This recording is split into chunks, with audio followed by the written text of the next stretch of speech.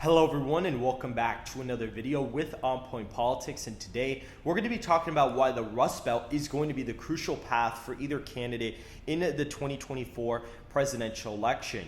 Make sure to hit the like button and to subscribe if you want more content just like this. And so the Rust Belt's going to be the deciding factor for either candidate in the presidential election. I am famously, known for predicting a Trump landslide against Joe Biden for Donald Trump, and I believe that I'm correct, because if that wasn't the case, they wouldn't have dropped Biden from the race. So to be honest, I take Biden dropping out of the race as a win in terms of predicting elections, because at the end of the day, Biden did lose. I mean, he's not running anymore. He's not going to be the next president. He really lost against Trump. It's just the truth. And I believe that they were so worried he was going to lose states like Minnesota, New Mexico, Virginia, and New Hampshire and Maine that my 470, my 347 prediction for Trump in terms of electoral votes probably would have been accurate, or at least a state or two off. I would have gotten pretty close to the actual result, unlike most mainstream forecasters.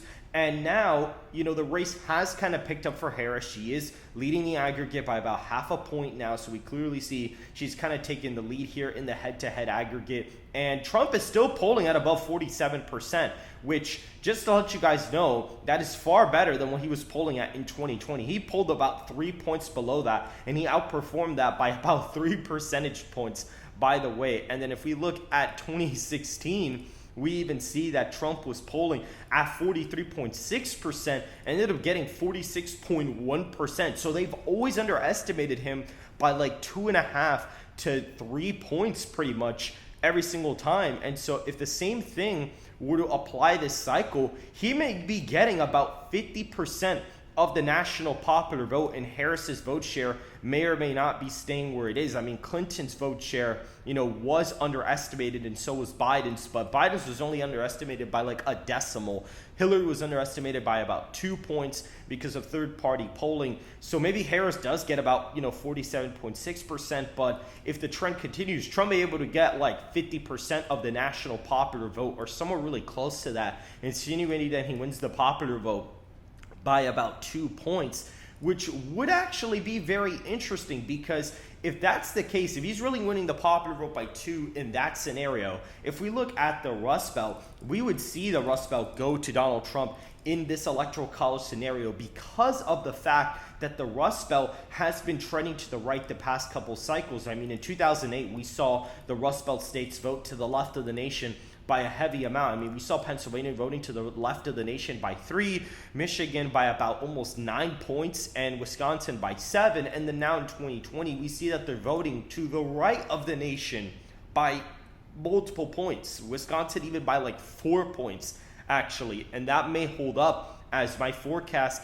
in the state of Wisconsin using my election model is about 4.2% in a R plus 0.4 percentage point national environment. So that trend may actually hold up in the state of Wisconsin. It may be sort of like a stagnant trend. It may not trend anywhere, but it'll still vote to the right of the nation by a considerable amount and end up going to the former president. So that's going to be something really interesting to know as well. But if you look, it's just simple math, guys. I mean, North Carolina has gone to Donald Trump twice. It's sort of a swing state, but based on the fact that I expect the nationwide popular vote to kind of shift to the right, which is a very large consensus amongst, election predictors, that the nationwide popular vote is going to get more Republican no matter what happens. I think that a state like North Carolina is probably going to stay with Donald Trump. It hasn't been trending to the left enough for that to be the case. And so with that in mind, Trump is already at 235 electoral votes. And a state like Georgia, believe it or not, I would have said Pennsylvania and Georgia would have been Trump's easiest path to the White House. But what's actually quite funny is, yes, that does get him to 270, but in my election model, Georgia's actually voting to the left of Pennsylvania by quite a considerable amount. I'm talking about Georgia in my forecast is a 0.9 percentage point victory for Trump, and Pennsylvania is around 3.5 points. And this is because I use approval ratings from civics.com and a demographic model that I have. I do not use any sort of election modeling and all this kind of weird stuff. I don't do any of that. It's just strictly approval ratings, and that's what's used to kind of predict these elections. And so when we look at this, we clearly see that the former president is in good shape to win more than likely.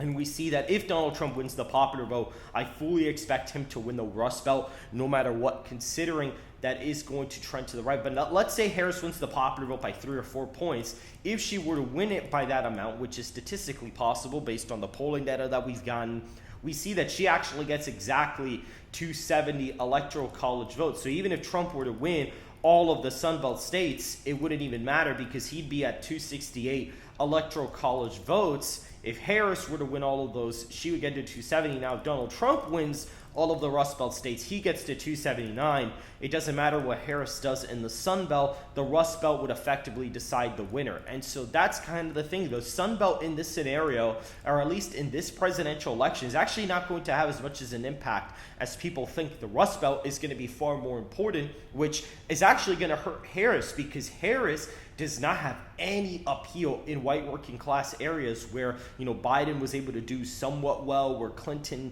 kind of held her own a bit, where Trump still kind of picked up a lot of votes.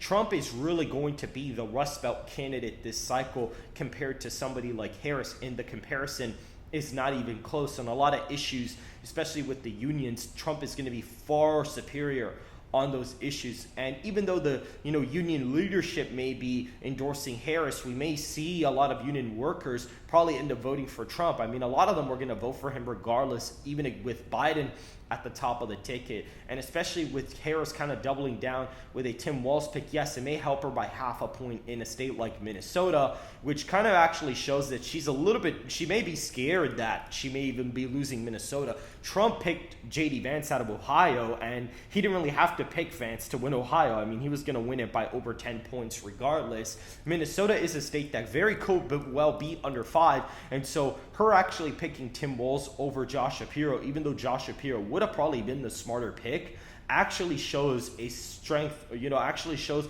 a sign of weakness for Harris in picking somebody like Tim Walz as her VP candidate. And Trump kind of shows strength and confidence by picking Vance because he picked Vance out of a deep red state and didn't really show that, I want to flip Virginia, so I'm going to pick Youngkin, or I want to win over Mo Woman, so I'm going to pick Tulsi Gabbard. He didn't do that.